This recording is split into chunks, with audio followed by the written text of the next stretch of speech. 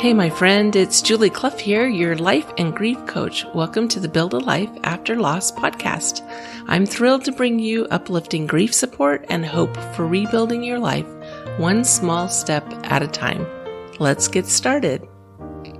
Hello, my friends. Welcome to episode 129, Expanded Vision. Many years ago, when I was still working in corporate, I was working for a DME company, Durable Medical Equipment. Yes, DME. That's so funny. It didn't sound right. Ever have moments like that? Like I do. Anyway, I was working for a DME company, which is a durable medical equipment company, and I was a manager at this particular company, and they sent us to Dale Carnegie leadership training. And it was really super cool. And if you're not familiar with Dale Carnegie, he was a writer and a lecturer. He developed a lot of courses on self-improvement, on sales, on public speaking. Probably his most famous book is How to Win Friends and Influence People. And so he taught a lot of communication skills and how to work with people and so forth. Anyway, he died many, many years ago, but his courses live on. And so there's still Dale Carnegie training out there. There's still a corporation that does that. So we went to Dale Carnegie leadership training as a management team, and it was super fun. We went for, I can't remember how many weeks now. It's been so long ago, but for one evening a week, we went to this training, and one of the concepts that we learned, which has stuck with me ever since, was this idea of red light, green light. And what that meant was that when you were brainstorming as a team, that you would have a green light session.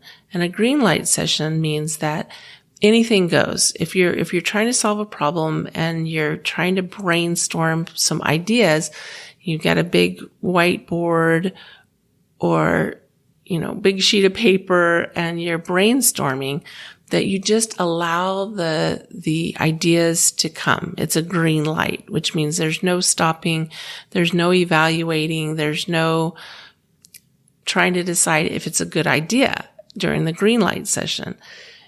You're just free-flowing ideas. Then you go into, after you've really exhausted all the ideas, then you go into what they called a red light session. And that means that's when you go back and you start to evaluate. Then the idea is that if we are evaluating while we're brainstorming, then we stop the flow of ideas because we go into evaluation mode instead of free thinking and creativity and all that comes with just brainstorming. And I just loved this idea. But in the red light session, then you would go through the different ideas and go, okay, well, let's eliminate these three because I don't see us doing that. That doesn't feel right, whatever. So you go through and you evaluate, and then that allows you, this creative process allows you to have this space for the creating of ideas, for the bringing up of ideas. And then you have the red light session where then you're evaluating. Then you're deciding what ideas you're actually going to explore further. I loved this part of our training. And like I said, it's stuck with me. Of all the things, it has really stuck with me. So after we went through this training, then they invited me to come back as a facilitator, as a mentor, as a coach, I guess you could say, for another company that was going through the program. So what this looked like is, let's say there were 5 or 6 companies that were bringing a leadership team. Our leadership team consisted of our COO and 4 managers of the different departments in the company.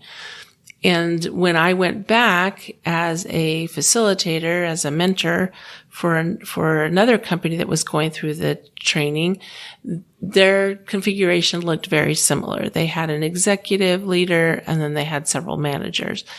And so I went back to assist them in the process. And I was young. I was pretty inexperienced, but I really loved being able to go back through that training and to be able to participate in that and to be able to be a help to another company that was going through the same process. What I found was when my group, when we had gone through this training and specifically, I remember the green light, red light, we got it. Like, we were a young team. We were adaptable. We were, interested in coming up with fresh, new, creative ideas to really move our company forward. And it was a fairly new company that I worked for that was growing rapidly. When I went back as a mentor for another company, and I was working with this other company, and the same ideas were brought to them, the management team was willing to get in there and to brainstorm and to be creative and to think of things. But their executive leader was less open to the process.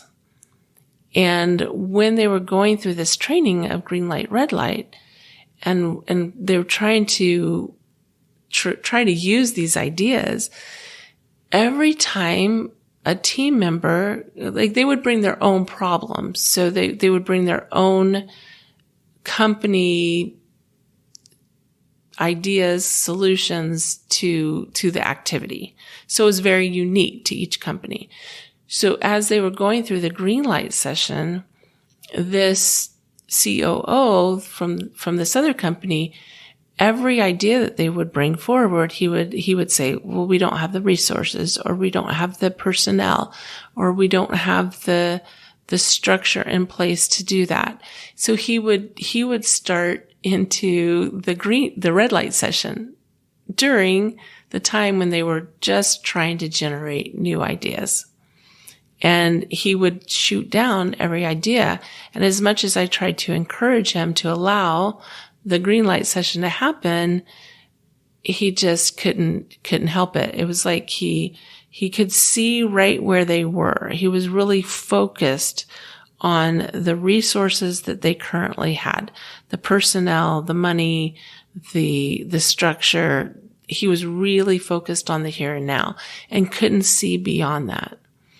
And that whole experience has stuck with me for the years since I had that, since I went to that training, since I went back as a leader helping another company go through this process.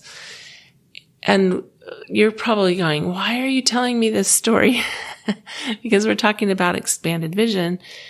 I wanted to share that with you because it really illustrates the importance of being able to get out of the here and now and look beyond where we are to where we want to be.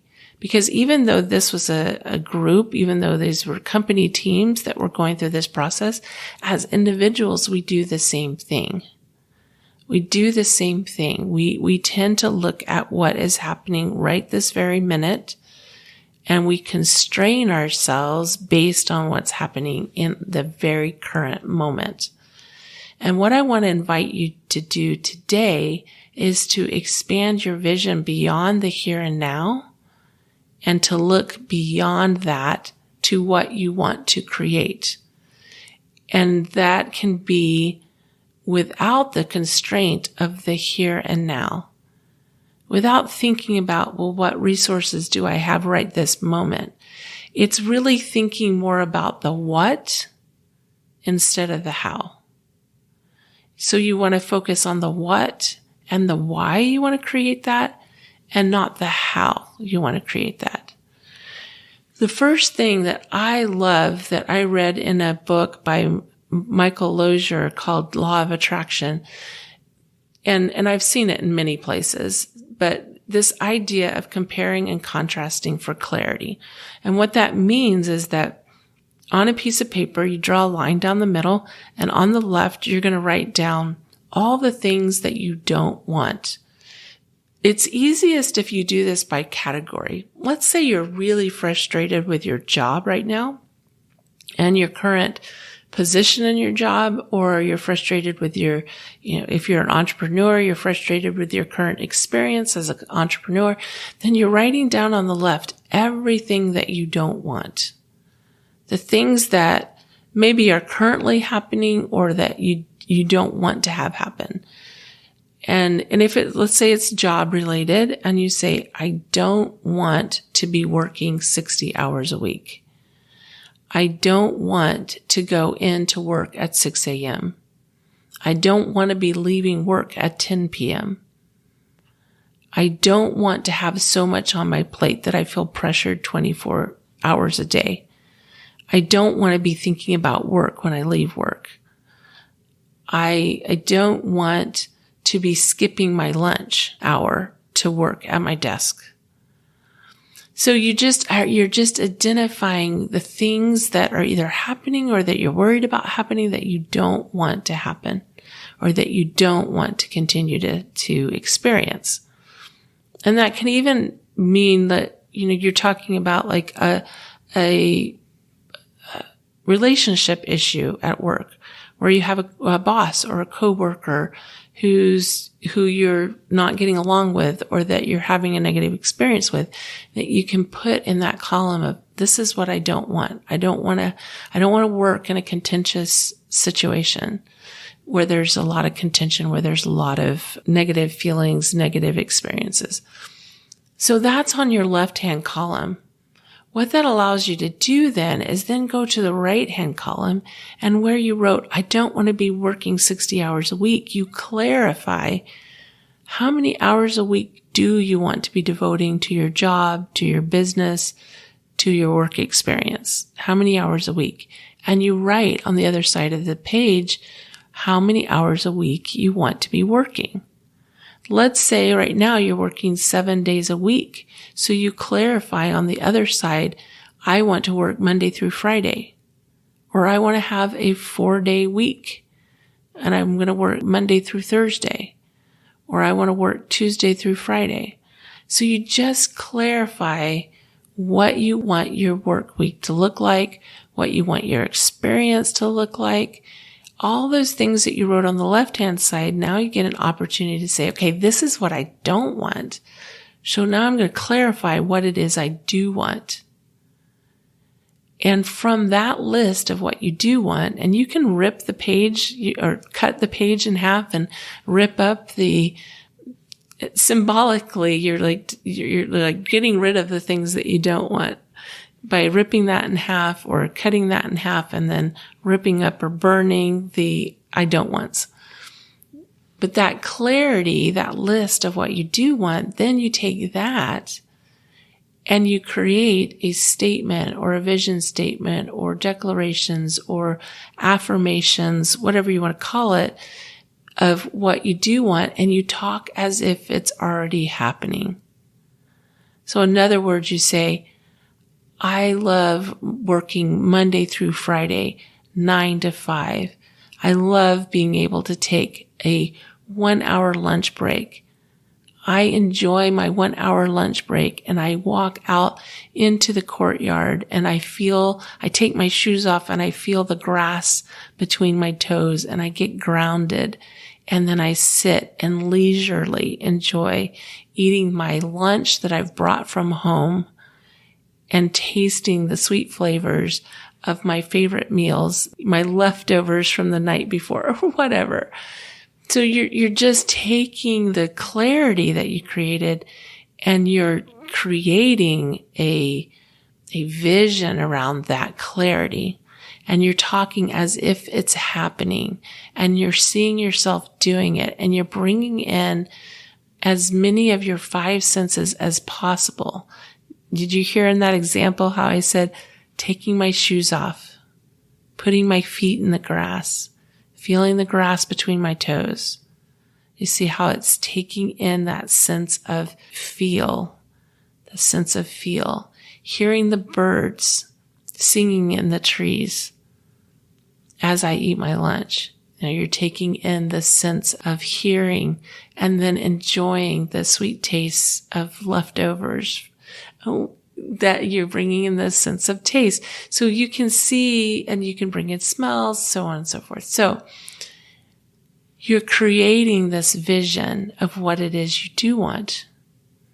Remember that vision is all about looking beyond the spot where you are and imagining where you want to go, and opening your mind to the possibility that you can create what it is you want to create.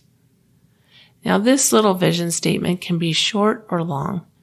It could be 3 sentences, or it could be a full 2 or 3 page story that you've created around what it is you want. Either way, you create what it is you want, and then you start to practice the vision. Now, one of the ways I like to do this is to record what I've written with music in the background.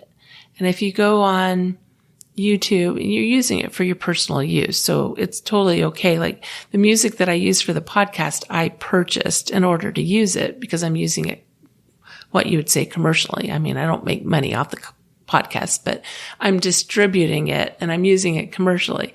But you're recording this for your own personal use. So look up epic music on YouTube or a favorite instrumental song and play that as you read it and record it with music. And then I had a mentor suggest this to me and I thought it was so brilliant.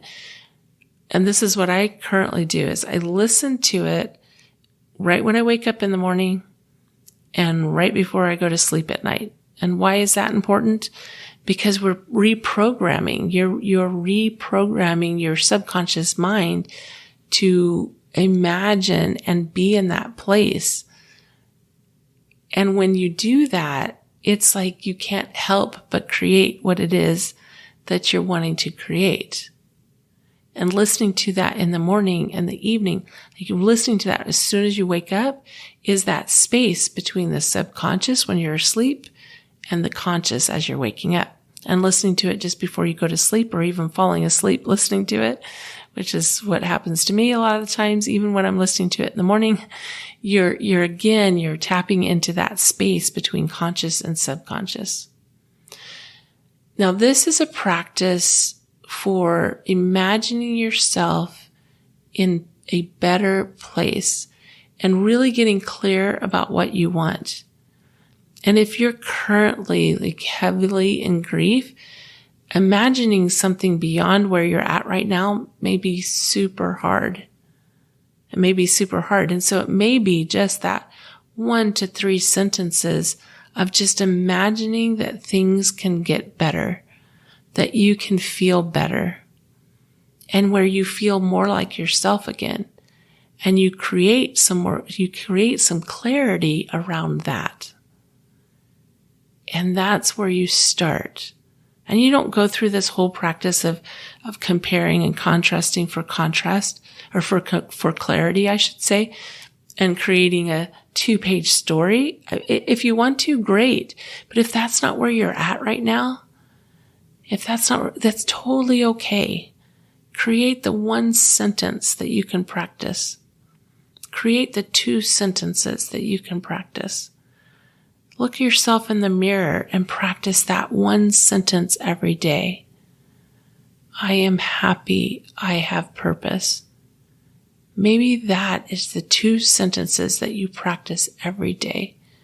I love myself. I am happy. And I have purpose. As I was working with a client last week and we were just getting started, she was just getting started, and I said, there's a reason you're still here. And this was an idea, this was a thought that I practiced after the accident, after my kids died, was I kept hearing in my head and I kept saying to myself, there's a reason I'm still here. I could have died in that rollover accident and I didn't. My kids did. There's a reason I'm still here.